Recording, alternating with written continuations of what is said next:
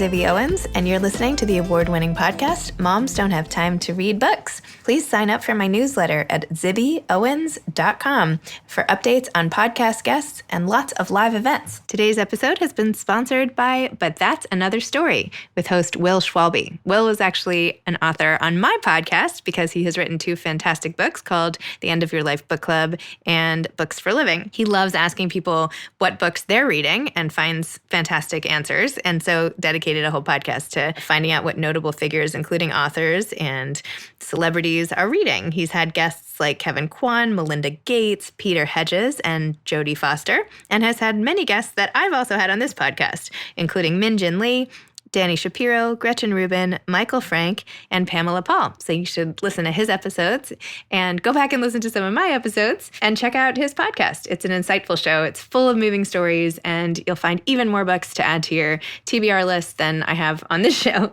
So check out But That's Another Story with Will Schwalbe. I'm on Skype today with Lee Matalone, who's the author of debut novel Homemaking. Her writing has been featured in LitHub, The Rumpus, The Offing, and Denver Quarterly. She is currently a lecturer at Clemson University and lives in Greenville, South Carolina. So welcome, Lee. Thanks so much for coming on Moms Don't Have Time to Read Books. Yeah, thank you so much. So can you please tell listeners what homemaking is about? So I'm generally terrible about talking about my own work, but I'll do my best to offer some sort of coherent summary. So the novel really follows these 3 characters who are on these individual yet intersecting journeys, if you could call it that, to figure out how they fit into the world. So one of those characters is Sybil, who was born in occupation-era Tokyo to a young Japanese woman and this French soldier.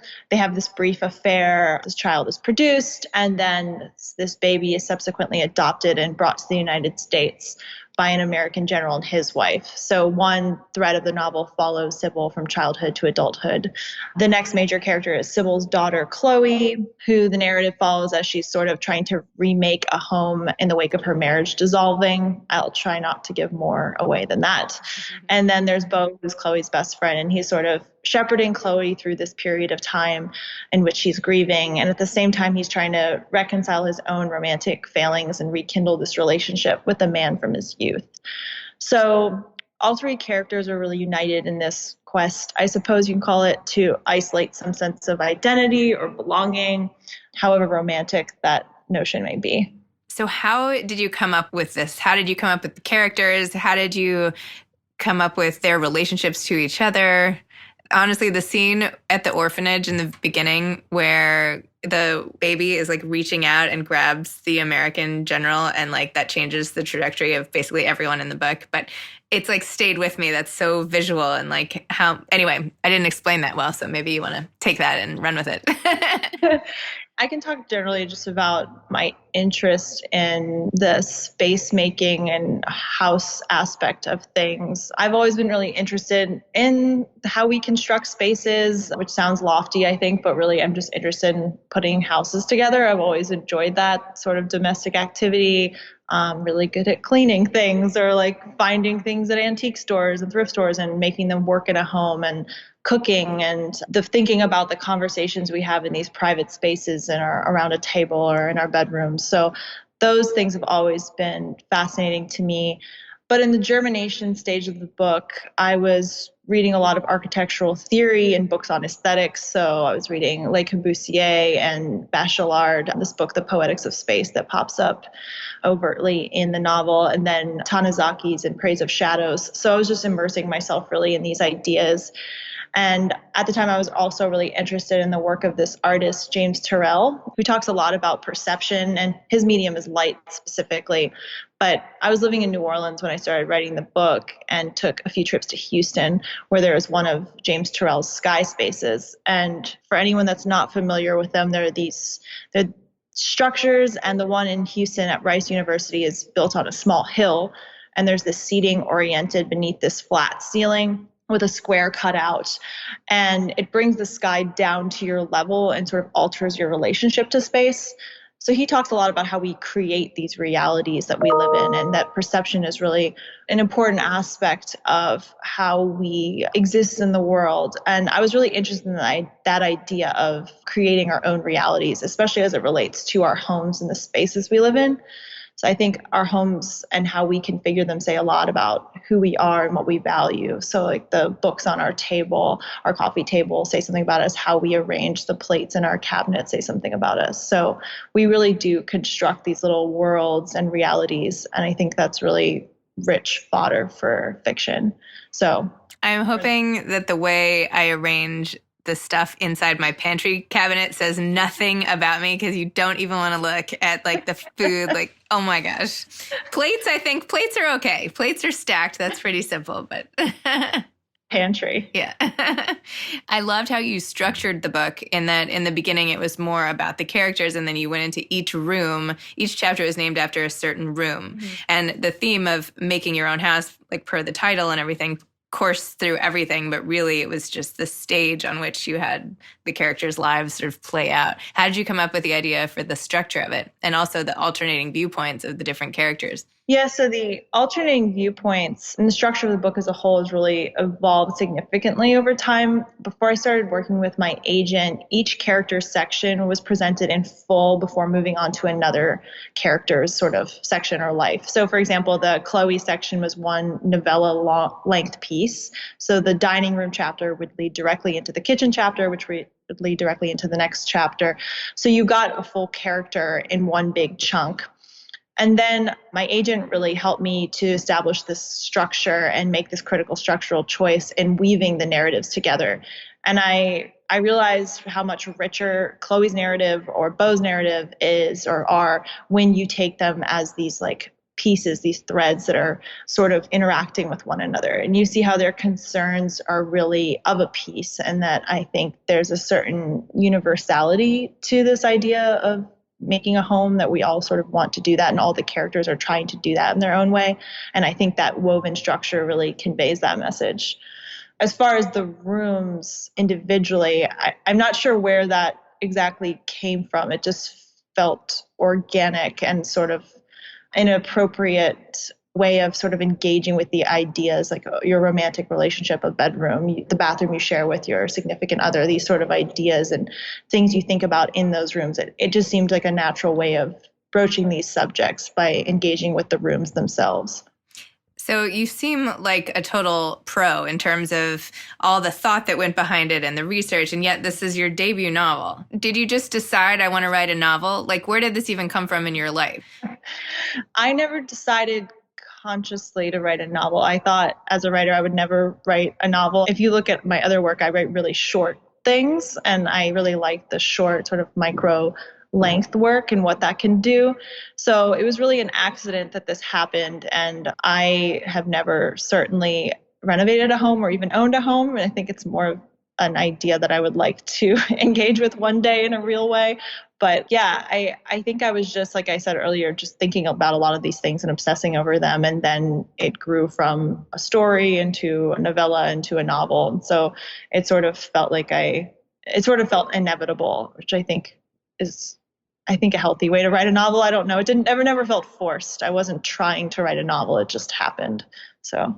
Excellent. And let's talk a little more about the book. There's this one long quote that I just have to read if you don't mind. This is in the chapter from Ayumi.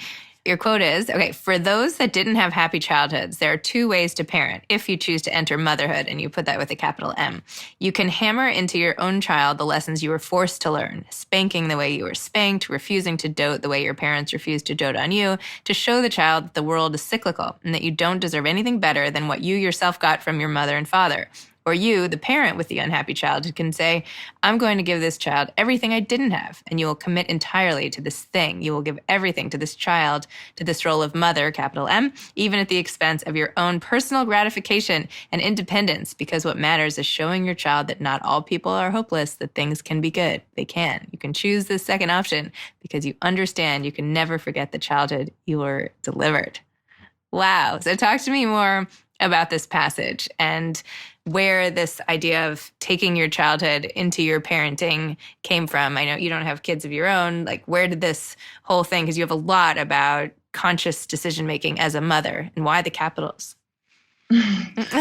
I think this is an idea that I sort of assembled from observing my own parents and the way that they were parented, and then the way that they parented my brother and I.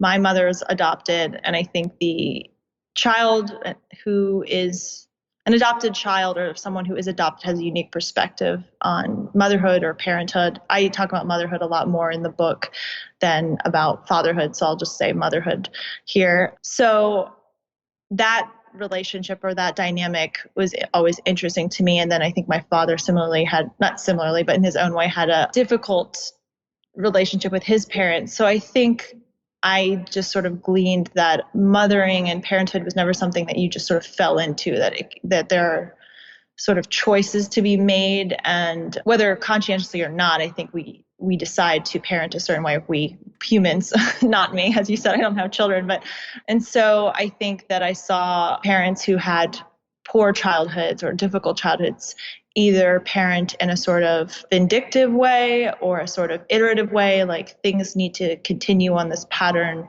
because I was treated this way, I will continue to act this way. This is, the model of passing down from one parent to another. And then maybe on the other side of things, like a parent who will parent in a merciful way. Like, I want to make this better. I want to show my child that, you can have a happy childhood and grow up and have hope. So, I mean, I think in the book, I made it a little bit more black and white than in reality for the sake of fiction. But it's an idea that's really compelling to me of, the ideas we inherit from the way we were parented and how we can pass those on in our own parenting styles to our children. But I suppose you're a mother, and I don't know if it's fair to ask you, like, what is compelling about that concept to you, or can you relate to that? I can absolutely relate to that because I'm always like, my mother, even something as simple as eating, right? Like my mother used to hide chocolate chip cookies on a higher shelf so I couldn't reach them. So now I'm like, we have cookies for breakfast over here. Do you know what I mean? Like things that she restricted, I want to make sure I never restrict. So some of the things are conscious, yes. And like the things that hurt you overcompensate perhaps in not doing the same things. I'm sure I've made other mistakes that my kids will then compensate by doing the opposite with their kids. But, it's all, I agree. It's like a cycle. It just, the importance you gave to the mother with the unhappy childhood and the decision to parent a certain way. I don't know. I just thought that was really cool. Like very, it's nice to have a literary interpretation of my everyday life. So I liked it.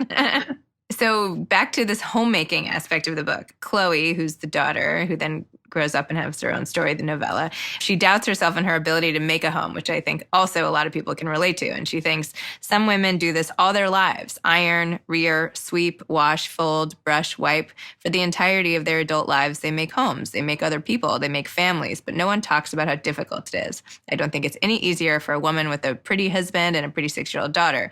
Beneath the prettiness, we are all a mess. We are all struggling. We do not know how to make a home. Is this how you feel in any way? I know you're not aspiring necessarily to create this per se in your life right now, but do you think we're all a mess? Do you feel like you're a mess? I mean, I think that we're all have a lot more going on than we make it seem like, perhaps. And I think that the domestic realm is just a really rich sort of arena for like engaging with a range of issues. So I remember as a younger writer talking with this novelist she's a fiction writer, she writes stories and novels, but her first book was really about these sort of like stereotypically masculine issues of work and violence and things like that. And it was much celebrated.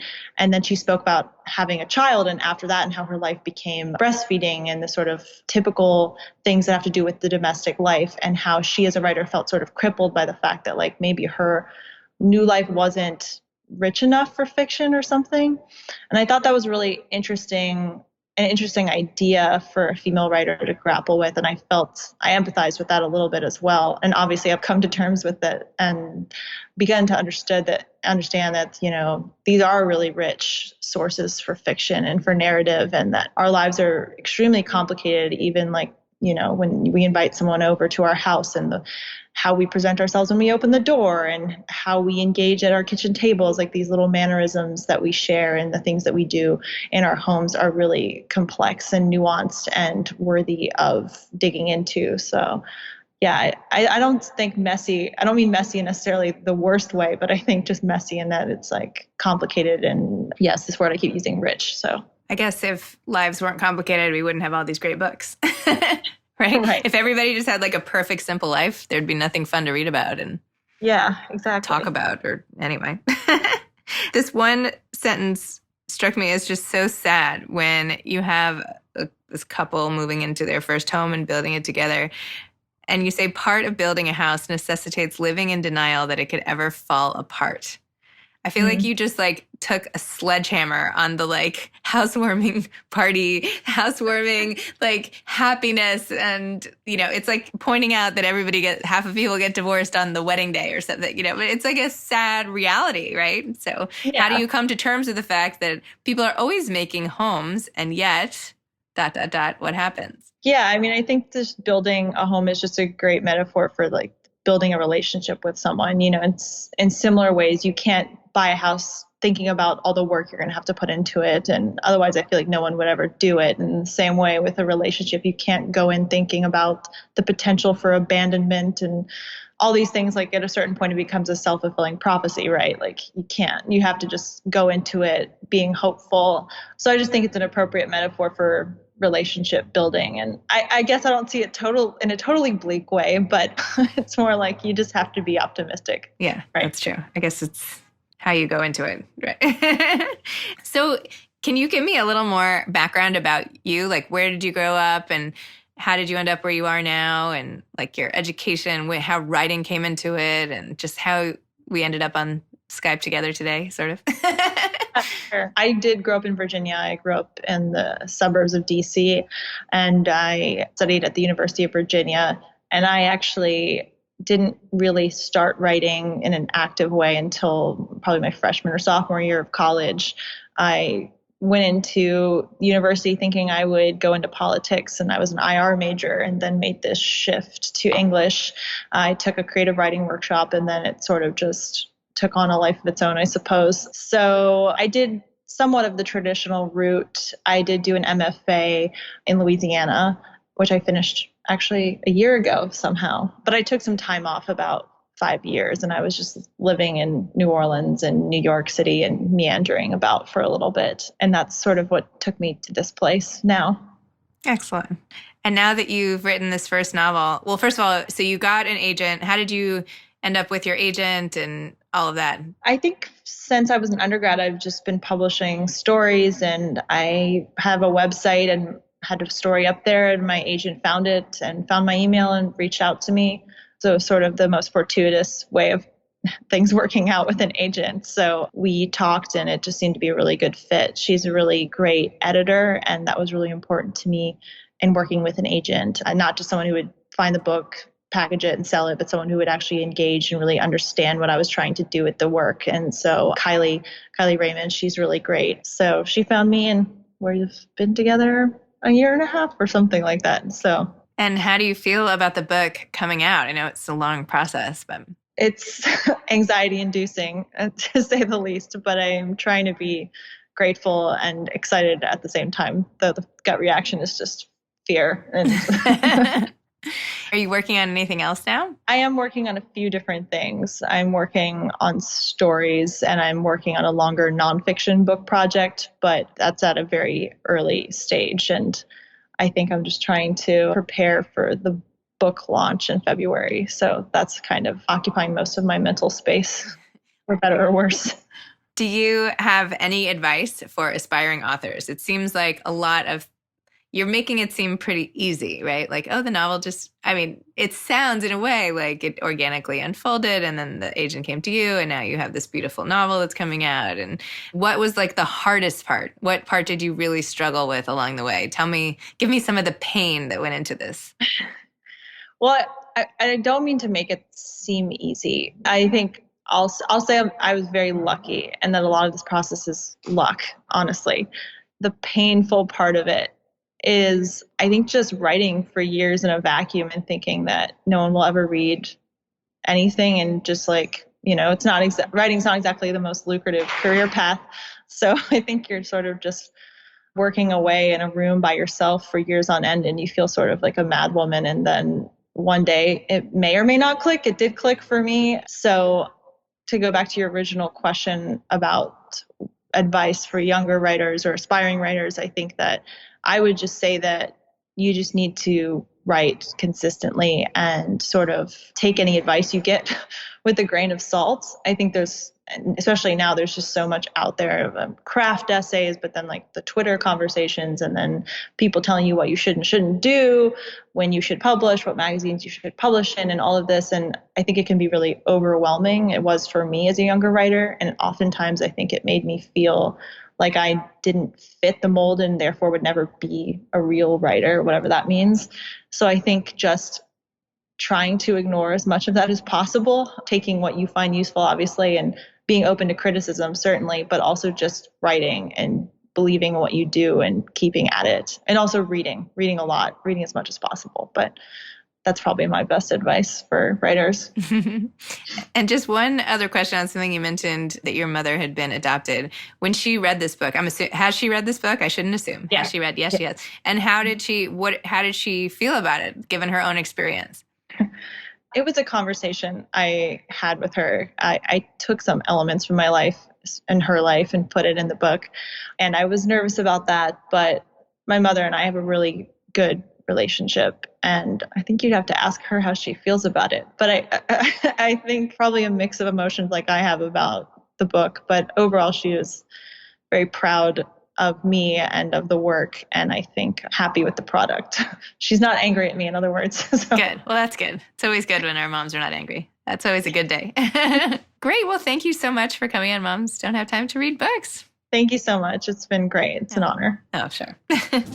You've been listening to Moms Don't Have Time to Read Books with Zibby Owens. Please make sure to sign up for my newsletter at zibbyowens.com to get more updates about episodes like these and also lots of live events. This episode has been sponsored by the podcast But That's Another Story with Will Schwalbe. Check it out for insightful stories to find out what notable figures like authors, actresses, and directors have found to be some of the most powerful books in their lives. You can follow me on Instagram at Moms Don't Have Time to Read Books. Thanks so much to Steve and Ryan at Texture Sound for the sound editing. And thank you to Morning Moon Productions for providing this fantastic intro and outro music. Thanks for listening. You could always email me at zibby@zibbyowens.com.